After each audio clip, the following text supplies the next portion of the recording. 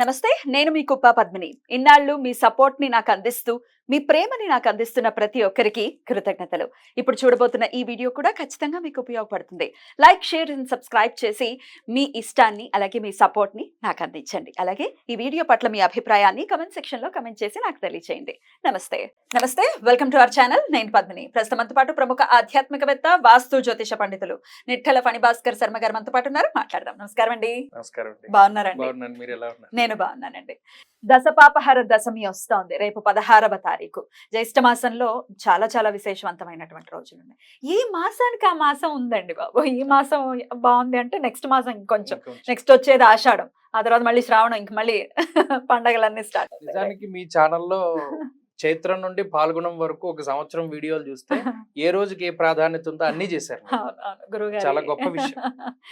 విశ్వనాథ్ ప్రసాద్ గారికి చెందుతుంది ఈ క్రెడిట్ అంతా. ఆయన అందిస్తే నేను చెప్పడం జరుగుతోంది. రైట్. దశపాపహర దశమి చాలా చాలా చాలా వైశిష్ట్యం కలిగినటువంటి తిథిగా ఖచ్చితంగా చెప్పుకోవచ్చు. గంగాదేవి వచ్చినటువంటి అద్భుతమైనటువంటి రోజు కాబట్టి అమ్మని తలుచుకోవటం ఖచ్చితంగా మన పూర్వజన్మ సుకృతం. ఎంత ట్రై చేస్తున్నా ఇట్లాంటివి చూడటానికి ఇష్టపడట్లేదు. బాధ అనిపిస్తుంది, కానీ పర్వాలేదు. 10 మంది చూసి 10 మంది అయినా దీన్ని వినియోగించుకుంటే ఐఎమ్ హ్యాపీ. ఒకసారి ఈ తిథి యొక్క వైశిష్ట్యం లేదు, ఇది స్కిప్ చేయకుండా చూడండి. ఎందుకంటే దశహర గంగా స్తోత్రం అని చెప్పి ఒక స్తోత్రం ఉంటుంది. నిజానికి గంగాదేవి కాశీ క్షేత్రానికి వచ్చేటప్పుడు సూర్యుడు ఎదురుగా నుంచుని స్తోత్రం చేస్తాడు. గంగాదేవికి స్తోత్రం చేస్తాడు. అది ఎక్కడ ఉంటుంది అంటే పశుపతినాథ్ దేవాలయం ఉంటుంది. ఇక్కడ మన మణికర్ణిక ఘాట్ పక్కన ఇప్పుడు కొత్తగా లోపలికి వెళ్ళడానికి పెద్ద పెద్ద మెట్లు ఉన్నాయి కదా, దానికి ఎదర పశుపతినాథ్ దేవాలయంలో అక్కడ గంగాదిత్యుడు అనేటువంటి ద్వాదశాదిత్యులో ఒక ఆదిత్యుడు ఉన్నాడు. గంగాదిత్యుడు తెల్లగా ఉంటాడు ఆయన. ఇప్పటికీ ప్రతిరోజు ఆ గంగాదిత్యుడు గంగాదేవిని స్తుతిస్తూనే ఉన్నాడు. అలాగే దశ పాపహర దశమి పేరులోనే ఉంది. దశ పాపహర 10 రకాలైనటువంటి పాపాలని పోగొట్టగలిగేటువంటి శక్తి ఉన్నది.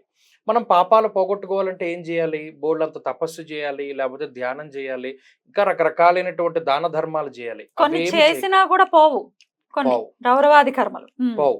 కానీ ఒక్క మునక వేస్తే 10 రకాలైనటువంటి పాపాలు పోతాయి. అది ఈ జన్మ మాత్రమే కాదు, 10 జన్మలుగా చేస్తూ ఉన్నటువంటి పాపాలు, 10 రకాలైనటువంటి పాపాలు.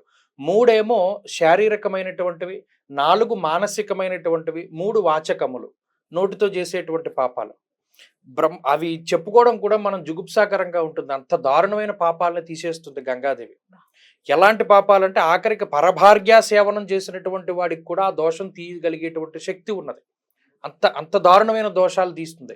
ఈ జన్మలోనే రకరకాల పాపాలు చేస్తుంటామే, ఈ జీవి 10 జన్మలుగా చేస్తూ ఉన్నటువంటి ఆ 10 రకాల పాపాలను తీయడం అనేటువంటిది చాలా గొప్ప విషయం. అయితే దీన్ని జ్యేష్ఠ మాసంలో ఒక వ్రతం కింద ఆచరిస్తారు. దీన్నే గంగా దసరా అని కూడా అంటారు. మనకి అమ్మవారికి ఆశ్వీజ మాసంలో ఏ విధంగా అయితే నవరాత్రులు ఉంటాయో, గంగాదేవికి కూడా నవరాత్రి దీక్ష చేస్తారు. కాశీలో విశేషంగా చేస్తారండి, చాలా విశేషంగా చేస్తారు. ప్రతి ఘాట్లోనూ అమ్మవారి యొక్క అలంకారం అది చేస్తారు గంగాదేవిది. పాడ్యమి మొదలుకొని నవమి తిథి వరకు ప్రతిరోజు సంకల్పపూర్వకంగా గంగా నదిలో స్నానం చేయాలి.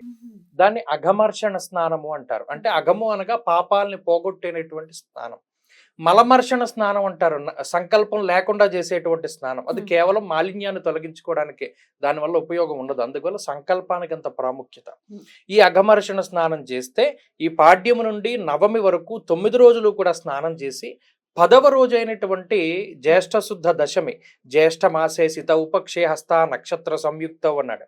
దశమి రోజున హస్తా నక్షత్రం ఉన్నటువంటి రోజున ఎవరైతే గంగలో స్నానం చేసి ఆ గంగ ఒడ్డున నుంచిని దశహర గంగా స్తోత్రాన్ని పారాయణ చేస్తారో, అది కూడా ఎక్కడ చేయమన్నాడు? ప్లేస్ కూడా ఇదంతా ఎక్కడుంది? కాశీఖండంలో నిక్షిప్తమై ఉంది. అక్కడ ఈ దశాశ్వమేధ ఘాట్ అన్ని 10 నెంబరే వస్తాయి. ఈ బ్రహ్మగారు అశ్వమేధ యాగాలు 10 చేశాడు అక్కడ. ఆ దశాశ్వమేధ ఘాట్ లో ఎవరైతే స్నానం చేసి దశాశ్వమేధేశ్వరుణ్ణి చూస్తారో వారికి ఈ పాపాలన్నీ కూడా క్లియర్ చేసేస్తాడు. పెన్సిల్ తో రాసి చెరిపేసినట్టుగా పూర్తిగా. అది ఎంత చేస్తే అవుతుంది? మన ఈ జీవి శరీరాన్ని పొందింది. అదే ఈ శరీరం అనేటువంటిది ఇంకో రకమైన శరీరం వస్తే మనం చేయలేం. ఎందుకంటే వివేక చూడామణిలో సాక్షాత్తు శంకర భగవత్పాదులు ఒక మాట అన్నారు, దుర్లభం త్రయమై వైతత్ దైవానుగ్రహ హేతుకం మనుష్యత్వం ముముక్షత్వం మహాపురుష సంశ్రయ. మూడు ఈ లోకంలో దుర్లభమైనటువంటి విషయాలు. మనుష్యత్వం, మనిషిగా పుట్టడం. ముముక్షత్వం, ఏదైనా సాధించాలి, భగవంతుడిని ఆరాధన చేయాలి. సత్వబుద్ధి వల్ల మాత్రమే భగవంతుడి వైపు ధ్యానం వెళ్తుంది, ముముక్షత్వం అంటారు దాన్ని. అలాగే మహాపురుష సంశ్రయ, సత్సాంగత్యం అనేటువంటిది కూడా భగవంతుడే ఇవ్వాలి తప్పితే మనం ఎంత పాకులాడినా మనకి సత్సాంగత్యం దొరకదు. ఈ మూడు దుర్లభం అని సాక్షాత్తు శంకర భగవత్పాదులు చెప్పారు. అలాంటిది ఇప్పుడు మనకి ఇంత అవకాశం వచ్చిందే, మనం మానవులుగా పుట్టాం, ఇన్ని దోషాలు చేసాం, ఇన్ని పాపాలు చేసాం, దాన్ని కడుక్కోవాలి అంటే అసలు ఇది దాన్ని ఖచ్చితంగా మనం పట్టుకుని వెళ్ళాలి. కొంతమంది అంటూ ఉంటారు, ఏ జన్మలో చేసిన పాపం అనండి మేము ఇలా బాధలు పడుతున్నాం. మరి ఇలా వస్తున్నప్పుడు వినియోగించుకోకపోతే ఇంకెవరు కాపాడేది కదండి. సంకల్పపూర్వకంగా మయా ఆలోచిత అనాలోచిత, ఆలోచించి చేసినవి, అనాలోచితంగా చేసినవి, తెలిసి చేసినవి, తెలియక చేసినవి, రకరకాలైనటువంటి పాపాలు ఉన్నాయి మహానుభావ. వాటన్నిటిని ప్రక్షాళన చేయని చెప్పి సంకల్పపూర్వకంగా అక్కడ స్నానం చేస్తే. కాశీ వెళ్ళలేం కదా, అందరూ వెళ్ళలేరు, అంటే ఏదో రీజన్ వచ్చేస్తుంది, వెళ్ళగలం. యాక్చువల్ గా మీరు వెళ్తున్నట్టున్నారు రేపు. మరీ నమస్కారాలు తెలియజేయండి అమ్మవారు. మేము ప్రతి సంవత్సరం ఈ దశపాపహార దశమి కాశీలో ఉంటుంది. ఎందుకంటే ఒక రోజుకు ఉండేటువంటి ప్రాముఖ్యత తెలిసినప్పుడు ఒక మనిషిగా మనం చేయగలిగింది చేస్తే మిగతాది భగవంతుడు చూసుకుంటాడు. ఒరే వీడు ప్రయత్నం చేస్తున్నాడరా, పరీక్ష ఉంది, వీడు చదువుతున్నాడరా, ఎంతో కొంత సహకరిస్తుంది ప్రకృతి. టీచర్ చూస్తాడు, మరి వీడు బాగా చదివాడు కానీ మార్కులు తక్కువ వచ్చినాయి, పర్వాలేదు వీడిని ఇంకో దాంట్లో చూసుకుందా అని చెప్పి ఆయన ఏదో ఒక కొద్ది చనువైనా చూపెడతాడు. భగవంతుడు కూడా అలాగే, వీడు ఏదో చేస్తున్నాడు, వీడి ప్రయత్నం వాడు చేయనివ్వి, మిగతా దాంట్లో నేను సహాయం చేస్తానంటాడు. కాబట్టి ఆ డేట్స్ లేదా ఈ తిథికి సంబంధించిన ప్రాముఖ్యత మనకి తెలిసినప్పుడు వెళ్ళిపోవడమే, అంతకుమించి చేసేది ఏం లేదు. కానీ అయినప్పటికీ వెళ్ళలేకపోతున్నామండి. కొంతమంది కొంతమంది వయసు పెద్దగా ఉన్నటువంటి వాళ్ళు వెళ్ళలేరు. అప్పుడు ఏం చేయమన్నారు, కాశీఖండంలోనే ఒక మాట చెప్పారు, ఆ రోజు మనసులో ఈ రోజుకి ఇంత ప్రాముఖ్యత ఉంది అని చెప్పుకుని 3 సార్లు గంగానామాన్ని స్మరించమన్నాడు. గంగా గంగా గంగా ఇది త్రియో బ్రుయాత్, 3 సార్లు ఆ గంగానామాన్ని చెప్పుకుని ఈ దశహర గంగా స్తోత్రాన్ని పారాయణ చేయమన్నారు.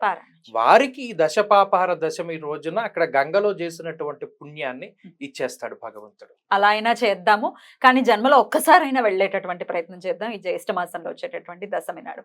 అలాగే రామాయణం అంతర్గతంగా వచ్చేటటువంటి గంగా అవతరణ తెలుసుకోవటం అనేది మనం మనుషులుగా పుట్టినందుకు మన కనీస ధర్మం కాబట్టి ఖచ్చితంగా ఆ రోజున ఒక్కసారి వినేటటువంటి ప్రయత్నం చేయటమో లేకపోతే చదువుకునేటటువంటి ప్రయత్నం చేయొచ్చు అంటారా? చేయొచ్చు ఖచ్చితంగా. ఎందుకంటే జహ్ను మహర్షి ఆయన గంగాదేవి వస్తున్నప్పుడు సరే ఈ పర్ణశాలల మించి వస్తోందని చెప్పి ఒక్కసారిగా గంగనంతటిని తీసుకుని ఆయన కమండలంలో పెట్టేస్తాడు. మరలా ఆయన కమండలం నుండి ఆవిడ బయటకు వచ్చింది కాబట్టి జాహ్నవి అనేటువంటి పేరు ఆమెకు వచ్చింది. కాబట్టి ఈ పరమశివుడు నేరుగా ఆయన జటాజూటం నుండి వదిలిపెట్టినటువంటి ఆ గంగాదేవి అనేక రకాల పేర్లతోటి, ముఖ్యంగా 7-8 రకాలైనటువంటి పాయలు ప్రవహిస్తూ ఉంటుంది. ఆ ఒక్క గంగాదేవి కాశీక్షేత్రంలో మాత్రమే ఉత్తరవాహినిగా ప్రవాహం చేస్తూ ఉన్నది. ఎందుకు అంటే ఆ కాశీక్షేత్రం పరమేశ్వరుడి యొక్క త్రిశూలాగ్రము పైన ఉన్నది. ఉత్తర భాగంలో ఓంకారేశ్వరుడు ఒక శూలాగ్రం పై, రెండో శూలాగ్రం పైనేమో విశ్వేశ్వరుడు, మూడో శూలాగ్రం పైనేమో కేదారేశ్వరుడు.